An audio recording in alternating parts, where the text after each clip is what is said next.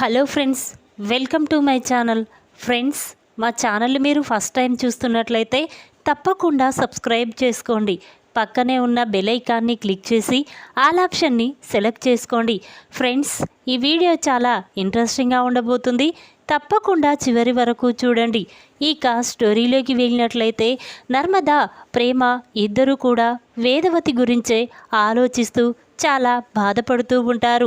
ఇక ప్రేమ, అత్తయ్య నా వల్ల ఎంతో బాధపడుతుంది.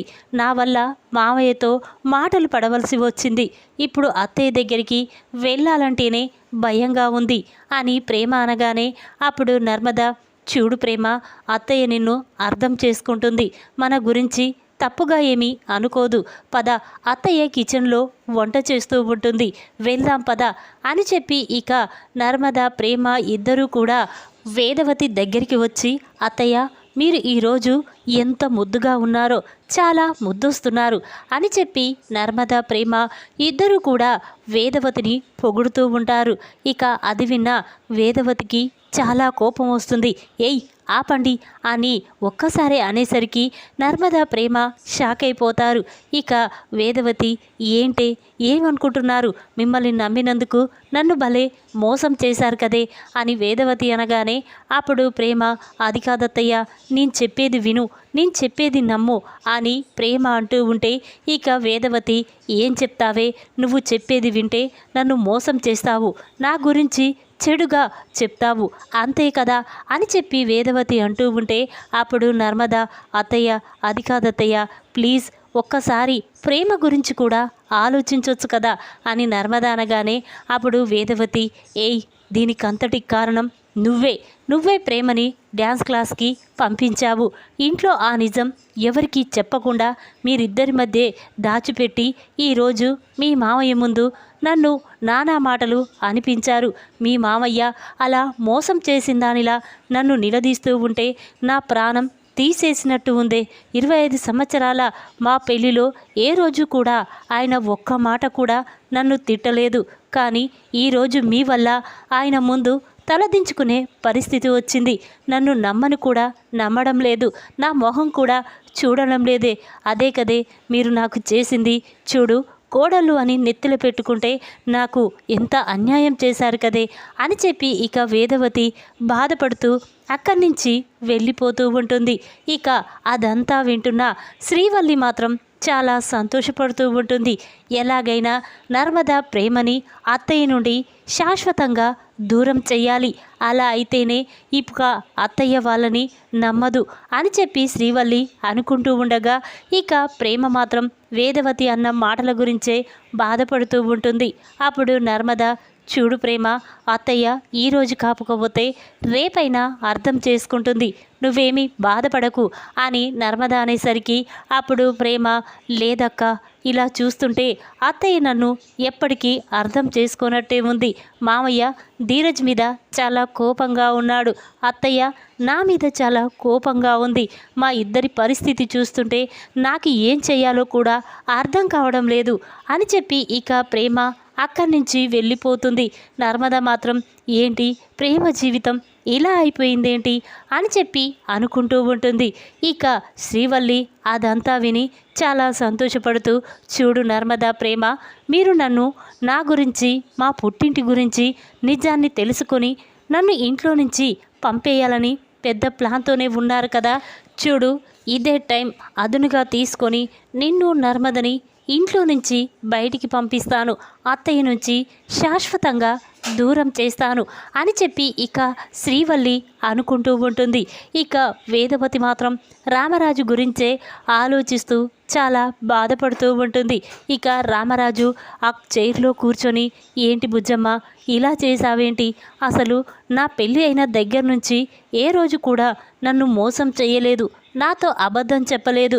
అలాంటిది నీ ఇద్దరు కోడళ్ళ మాట విని నా గురించి, నా పరువు ప్రతిష్ట గురించి కూడా ఆలోచించకుండా వాళ్ళకి నువ్వు సపోర్టుగా ఉన్నావు అంటే నన్ను అవమానించినట్టే కదా అని చెప్పి ఇక రామరాజు అనుకుంటూ ఉండగా ఇంతలోనే వేదవతి రామరాజు దగ్గరికి వచ్చి, ఏమండి, ఏంటి నా మొహం కూడా చూడరా, నాతో మాట్లాడరా అని వేదవతి అనగానే అప్పుడు రామరాజు, బుజ్జమ్మ, నీతో మాట్లాడకుండా నిన్ను చూడకుండా ఉండలేను, కానీ నువ్వు మాత్రం నన్ను మోసం చేశావు.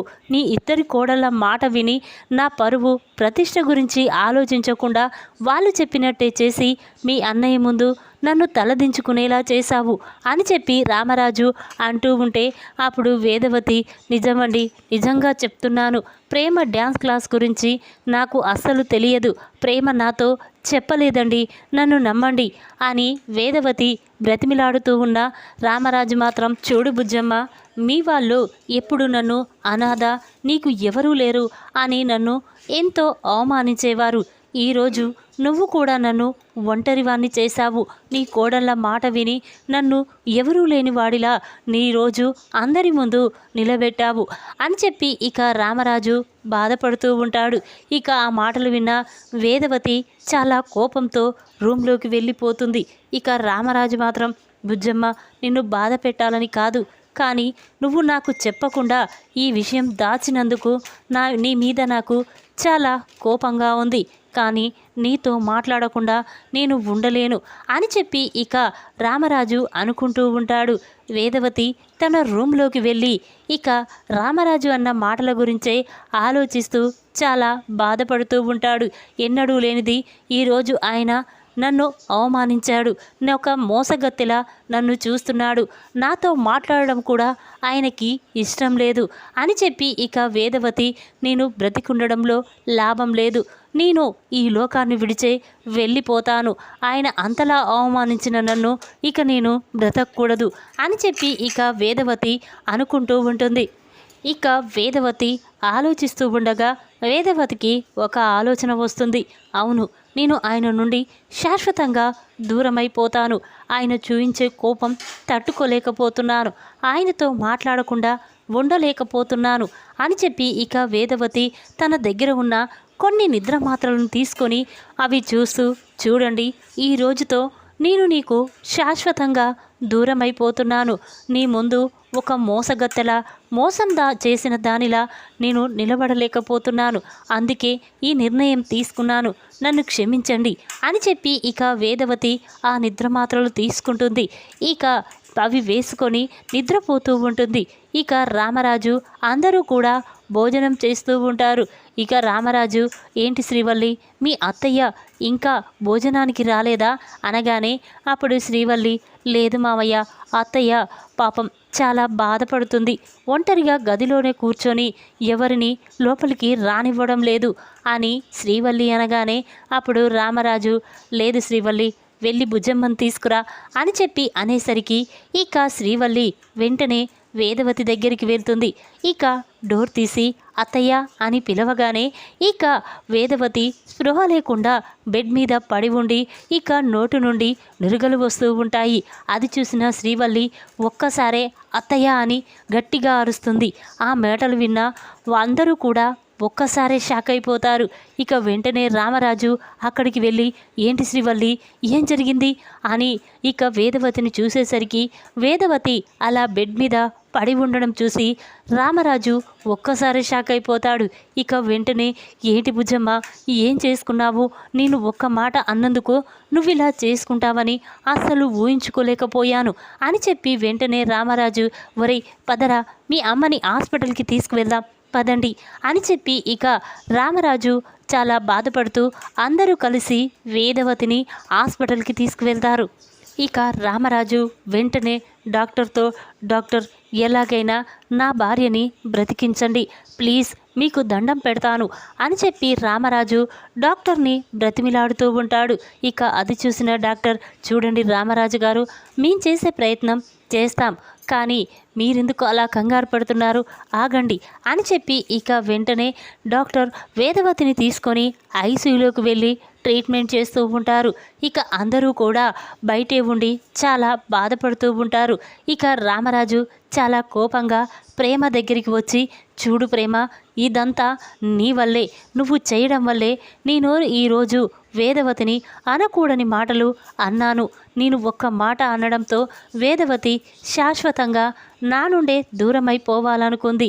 అయినా నువ్వు ఇలా ఇంట్లో వాళ్ళకి ఎవరికీ తెలియకుండా డ్యాన్స్ క్లాస్ చెప్పి మీ నాన్న ముందు మా ఇంటి పరువును ప్రతిష్టను మొత్తం నాశనం చేశావు అని చెప్పి రామరాజు ప్రేమ మీద చాలా కోపంగా ఉంటాడు. అది చూసిన ప్రేమ, లేదు మావయ్య, ధీరజ్ కష్టపడుతూ ఉంటే చూడలేక నేను ఇలా డ్యాన్స్ క్లాస్ చెప్పాలనుకున్నాను, అంతే తప్ప మీ ఇంటి పరువును ప్రతిష్టను తీయాలనుకోలేదు, నన్ను నమ్ము మావయ్య అని చెప్పి ఇక ప్రేమ అంటూ ఉంటుంది. ఇంతలోనే డాక్టర్ బయటికి వస్తాడు.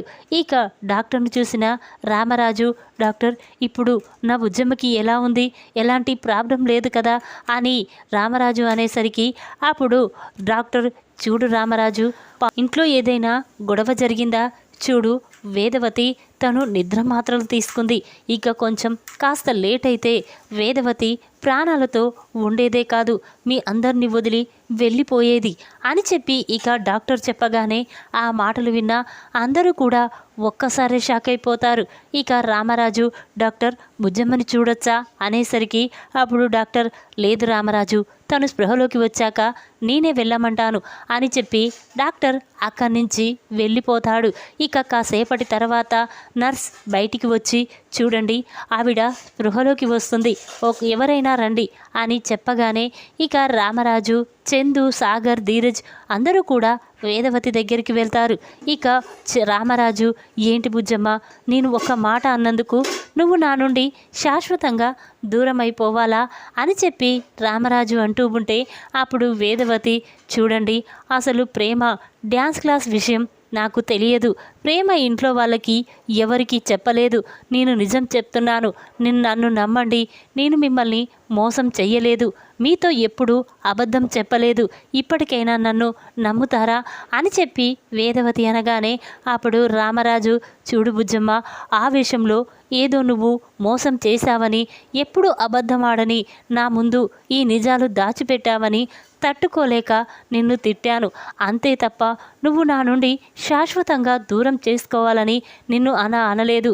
చూడు బుజ్జమ్మ, ఇంకొకసారి నువ్వు నా నుండి దూరమైపోవాలని చూడొద్దు, లేకపోతే నీకంటే ముందుగా నేనే వెళ్ళిపోతాను అని చెప్పి రామరాజు చెప్పగానే ఇక వేదవతి రామరాజుని హగ్ చేసుకొని చాలా బాధపడుతూ ఉంటుంది. ఇక అందరూ కూడా వేదవతి చెప్పిన మాటలు నమ్మి చాలా సంతోషపడుతూ ఉంటారు. అది చూసిన శ్రీవల్లి తన మనసులో కోపంతో రగిలిపోతూ ఉంటుంది. ఇదేంటి, అందరినీ నేను శాశ్వతంగా విడదీయాలనుకున్నాను, కానీ మావయ్య మాత్రం అత్తయ్య చెప్పిన మాటలు నమ్మి ప్రేమని, నర్మదని కూడా క్షమించేలా ఉన్నాడు. అలా అయితే వాళ్ళని శాశ్వతంగా విడదీయలేను, ఇంట్లో నుంచి పంపించలేను అని చెప్పి ఇక శ్రీవల్లి అనుకుంటూ ఉంటుంది. ఇక రామరాజు వేదవతిని తీసుకొని ఇంటికి వెళ్తాడు. ఇక వేదవతి అలా శాశ్వతంగా దూరమైపోవాలనుకున్న విషయం శారదాంబకి తెలిసిపోతుంది. ఇక చాలా బాధపడుతూ వెంటనే రామరాజు ఇంటికి వస్తుంది. ఆవిడని చూసిన రామరాజు, అమ్మగారు మీరా అనగానే అప్పుడు శారదాంబ, ఏంటి రామరాజు, ఇంకా నన్ను అమ్మగారని పిలుస్తున్నావేంటి, అత్తయ్య అని పిలువు, చూడు ఇప్పుడు నా కూతురు ప్రాణాపాయ స్థితిలో ఉందని తెలుసుకున్నాను, అందుకే నా కూతుర్ని చూడడానికి వచ్చాను అని శారదాంబ అనగానే అప్పుడు రామరాజు, అదేంటత్తయ్య, మీరు మా ఇంటికి వస్తుంటే వద్దని అంటానా అని చెప్పి రామరాజు అనగానే ఇక శారదాంబ వేదవతి దగ్గరికి వెళ్ళి, ఏంటమ్మా ఇలా చెయ్యడమేంటి, అల్లుడు గారు ఒక మాట అన్నంత మాత్రాన నువ్వు అల్లుడి గారి నుండి శాశ్వతంగా దూరమైపోవాలనుకోవడం ఏంటి అని శారదాంబ అనేసరికి అప్పుడు వేదవతి, చూడమ్మా, నేను ఆయనని ప్రాణం కంటే ఎక్కువగా ప్రేమించాను, పెళ్లి చేసుకున్నాను, కానీ పెళ్ళైన దగ్గర నుంచి ఆయన నన్ను ఏ ఒక్కరోజు కూడా నన్ను ఒక్క మాట కూడా అనలేదు, దెబ్బ కూడా కొట్టలేదు, అలాంటిది ఈరోజు నా కోడళ్ళ వల్ల ఆయన నన్ను అనకూడని మాటలు అన్నాడు. ఆ కోపంతో నేను ఆయన నుండి శాశ్వతంగా దూరమైపోవాలనుకున్నాను, కానీ ఇప్పటికైనా నా తప్పు లేదని నిజం తెలుసుకున్నాడు, నన్ను క్షమించాడు అని చెప్పి వేదవతి అంటూ ఉంటే అప్పుడు శారదాంబ, అదేంటే నీ కోడళ్ళ వల్ల నువ్వు ఆయన వల్ల మాటలు పడడం ఏంటి అనేసరికి అప్పుడు వేదవతి, అవునమ్మా, ప్రేమని నేను డ్యాన్స్ క్లాస్ చెప్పొద్దని ఎంతో చెప్పాను, కానీ అది మాత్రం నా మాట వినకుండా నాకు తెలియకుండా అది బయటికి వెళ్ళి పిల్లలకి డ్యాన్స్ క్లాస్ నేర్పించింది. దాంతో ఆయన నన్ను అవమానించాడు. నీకు తెలిసే ప్రేమ ఇలా చేసిందని, నువ్వు మోసం చేశావని ఆయన నన్ను చాలా బాధ పెట్టారు. అందుకే తట్టుకోలేక ఇలా చేశాను. కానీ ప్రేమ మాత్రం, నేను ప్రేమ జీవితం నాశనమైపోకూడదని నేను ధీరజ్కి ప్రేమకి పెళ్లి చేశాను. కానీ ప్రేమ ఇలా చేస్తుందని అస్సలు ఊహించుకోలేకపోయాను అని వేదవతి అనేసరికి అప్పుడు శారదాంబ ఆశ్చర్యంగా చూస్తూ ఉంటుంది. అదేంటే ధీరజ్కి ప్రేమకి నువ్వు పెళ్లి చేయడం ఏంటి? వాళ్ళిద్దరూ ప్రేమించుకున్నారు కదా, పెళ్ళి చేసుకున్నారు, నువ్వు చేయడమేంటి అని శారదాంబ అనేసరికి ఆ మాటలు విన్న వేదవతి ఒక్కసారి షాక్ అయిపోతుంది. అది కాదమ్మా, పెళ్లి చేసుకున్నారు అనబోయి పెళ్లి చేశానన్నాను అంతే అని చెప్పి వేదవతి కంగారు పడుతూ ఉంటుంది. ఇక వేదవతి రామరాజు గురించి అలా మంచిగా మాట్లాడడంతో రామరాజు చాటుగా ఉండి, బుజ్జమ్మ, నేను నిన్ను అపార్థం చేసుకున్నాను, కానీ నువ్వు నన్ను ఎప్పటికీ మోసం చెయ్యవని తెలిసి కూడా ఆవేశంలో నిన్ను బాధ పెట్టాను, నన్ను క్షమించు బుజ్జమ్మ అని చెప్పి ఇక రామరాజు తన మనసులో అనుకుంటూ చాలా బాధపడుతూ అక్కడి నుంచి వెళ్ళిపోతాడు. వేదవతి ఇలా చేసుకున్నందుకు ప్రేమ మాత్రం చాలా బాధపడుతూ ఉంటుంది. అత్తయ్య నా వల్ల మామయ్యతో అనకూడని మాటలు అనిపించుకుంది. నేను చేసిన మోసం వల్లే అత్తయ్య మావయ్య ముందు తలదించుకునే పరిస్థితి వచ్చింది. ఇదంతా నా వల్లే. ఇక అత్తయ్య నన్ను ఎప్పటికీ క్షమించదు, నా మొహం కూడా చూడదు అని చెప్పి ప్రేమ చాలా బాధపడుతూ ఉంటుంది. ఇక ప్రేమ వేదవతి దగ్గరికి వెళ్ళేసరికి అక్కడ శారదాంబ ఉండడం చూసి ప్రేమ చాలా సంతోషపడుతూ, నానమ్మ ఎప్పుడు వచ్చావు అనేసరికి అప్పుడు శారదాంబ, ఇప్పుడే వచ్చానే అని అంటుంది. ఇక వేదవతితో, అత్తయ్య ఇప్పుడు ఎలా ఉంది అనేసరికి ఇక వేదవతి మాత్రం సైలెంట్గా ఉంటుంది. అది చూసిన ప్రేమ, అత్తయ్య నువ్వు అలా ఉంటే నేను తట్టుకోలేను, ప్లీజ్ అత్తయ్య నాతో మాట్లాడండి, నా మొహం వైపు చూడండి, ప్లీజ్ అత్తయ్య అని చెప్పి ప్రేమ 2 చేతులెత్తి దండం పెడుతుంది. అది చూసిన వేదవతి, ఏంటే నిన్ను నర్మదని నమ్మినందుకే ఇప్పుడు నా జీవితం ఇలా అయిపోయింది, ఇక నీ మొహం చూడడానికి కూడా నాకు అసహ్యం వేస్తుంది, ముందు ఇక్కడి నుంచి వెళ్ళు, నా మేనకోడలు అని నిన్ను ఎంతో ప్రేమగా చూసుకున్నాను, కూతురు కంటే ఎక్కువ చూసుకున్నాను, అలాంటిది నాకిచ్చిన మాట తప్పి నువ్వు బయటికి వెళ్ళి పిల్లలకి డ్యాన్స్ నేర్పిస్తూ అది నాకు తెలుసని మీ మామయ్య ముందు ఎన్నో మాటలు పడ్డాను, ఇదంతా నీ వల్లేనే అని వేదవతి అనగానే అప్పుడు శారదాంబ, అదేంటే అది నీ మేనకోడలు నువ్వు బాగుండాలని చూస్తుంది, కానీ నిన్ను బాధ పెట్టాలని ఎందుకు చూస్తుంది? చూడు, ఇప్పుడు తను తల్లిదండ్రులకు దూరమై నీ దగ్గర ఉంది, ఇప్పుడు నువ్వు కూడా ప్రేమని అసహించుకుంటే తను ఏమైపోతుందే, ఒక్కసారి ఆలోచించు అని శారదాంబ అంటుంది. ఈ విధంగా రామరాజు మాటలకి ప్రాణాపాయ స్థితికి తెచ్చుకున్న వేదవతి. షాక్లో రామరాజు. ఈ వీడియో కనుక మీకు నచ్చినట్టయితే లైక్ చేయండి. మరిన్ని వీడియోల కోసం మా ఛానల్ని తప్పకుండా సబ్స్క్రైబ్ చేసుకోండి. Thanks for watching.